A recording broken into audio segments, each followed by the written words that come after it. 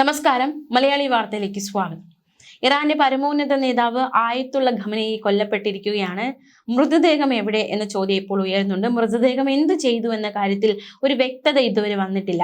Israeli വ്യോമാക്രമണത്തിൽ അവശിഷ്ടങ്ങൾക്കിടയിൽ നിന്നാണ് ഖമനേയിയുടെ മൃതദേഹം കണ്ടെത്തിയത്. കഴിഞ്ഞ ദിവസം വൈകുന്നേരം മുതിർന്ന ഇസ്രായേലി ഉദ്യോഗസ്ഥരെ ഇത് അറിയിച്ചിരുന്നു.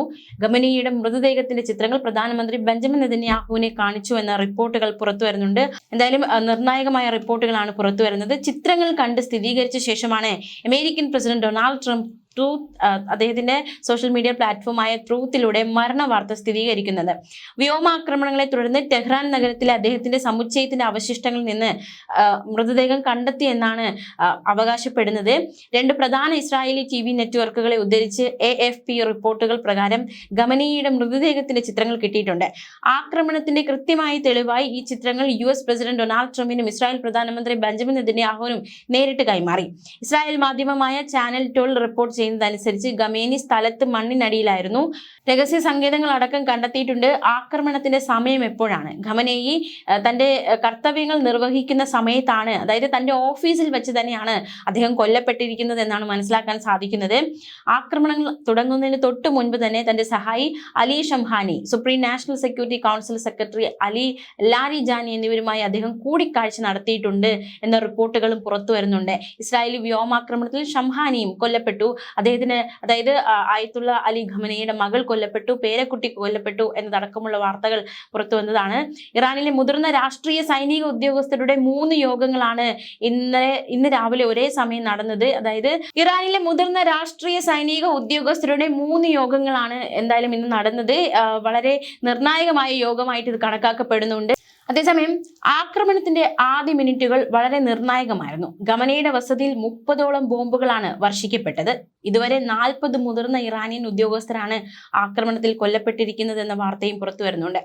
ആക്രമണം സമയത്ത് സമുച്ചയം മുഴുവൻ തകർത്തു. ഖമേനിയുടെ മകൾ, പേരക്കുട്ടി, മരുമകൾ എന്നിവരും കൊല്ലപ്പെട്ടു. ഇസ്രായേൽ ആക്രമണത്തിലാണ് ഖമനേയി കൊല്ലപ്പെട്ടതെങ്കിലും ആക്രമണം ഏകോപിപ്പിക്കുന്നതിൽ അമേരിക്കയുടെ പങ്ക് എടുത്തു പറയേണ്ടതില്ലല്ലോ. ട്രംപ് അതിന് അവകാശവാദവും ഉന്നയിച്ചു കഴിഞ്ഞു.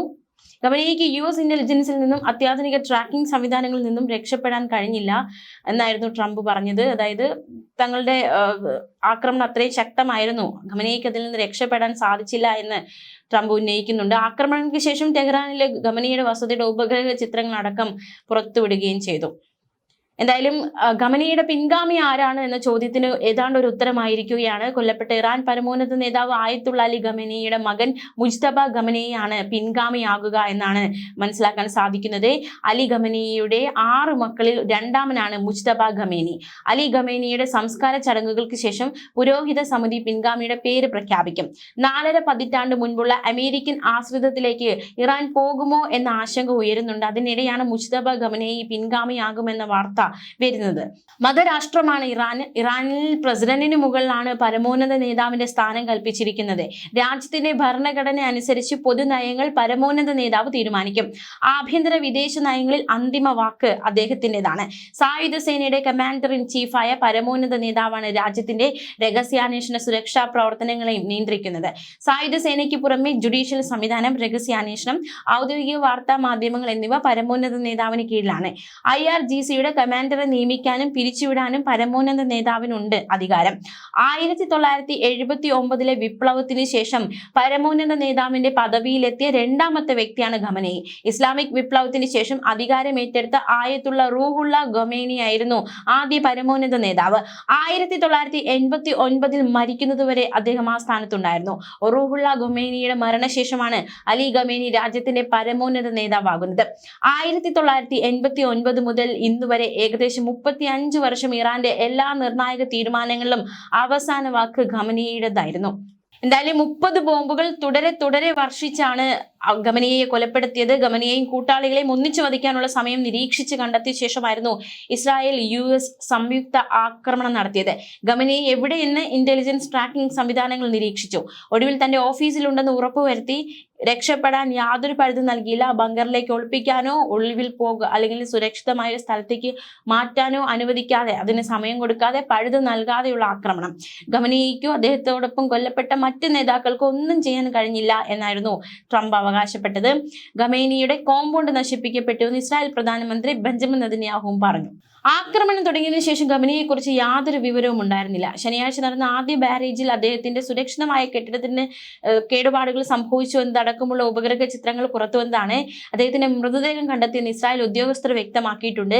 മൃതദേഹത്തിന്റെ ചിത്രം നെതന്യാഹു പുറത്തുവിട്ടു. എന്തായാലും മൃതദേഹം എന്ത് ചെയ്തു എന്ന കാര്യത്തിൽ ഒരു വ്യക്തതയില്ല. സംസ്കാര ചടങ്ങുകൾ ഉണ്ടാകുമോ? അതും അദ്ദേഹം ഒരു പരമോന്നത നേതാവാണ്. നമ്മളിപ്പോൾ കണ്ടു തുടങ്ങിയിരിക്കുന്നു. തെരുവ് പതിനായിരത്തിൽ എണ്ണാത്ത ജനങ്ങളാണ് തെരുവിലിറങ്ങി അദ്ദേഹത്തിന്റെ മരണത്തിൽ ദുഃഖം രേഖപ്പെടുത്തുന്നത്. അപ്പോൾ അങ്ങനെയെങ്കിൽ സംസ്കാര ചടങ്ങുകൾ അതുണ്ടാകുമോ? ആ മൃതദേഹം സംസ്കാര ചടങ്ങുകൾക്കായി കിട്ടുമോ? ചോദ്യങ്ങൾ ഒരുപാട് ബാക്കിയാണ്. എന്തായാലും ആക്രമണം തുടരുമെന്ന് അമേരിക്ക വ്യക്തമാക്കിയിരിക്കുകയാണ്. ഇനിയും ആക്രമണം തുടരുമെന്ന് തന്നെയാണ് വ്യക്തമാക്കിയിരിക്കുന്നത്. പശ്ചിമേഷ്യ വീണ്ടും അശാന്തമായിരിക്കുകയാണ്. ഇസ്രായേൽ ആക്രമണത്തിൽ ഖമനേയി കൊല്ലപ്പെട്ടതെങ്കിലും ആക്രമണം ഏകോപിപ്പിക്കുന്നതിൽ അമേരിക്കയ്ക്ക് വലിയ പങ്കുണ്ടെന്ന അവകാശവാദവുമായിട്ട് ട്രംപ് കളത്തിൽ നിറഞ്ഞിട്ടുണ്ട്. അപ്പോൾ എന്തായാലും സ്ഥിതിഗതികൾ ഉടനൊന്നും ശാന്തമാകില്ല എന്ന് തന്നെ വ്യക്തം. ന്യൂസ് ഡെസ്ക് മലയാളി വാർത്ത.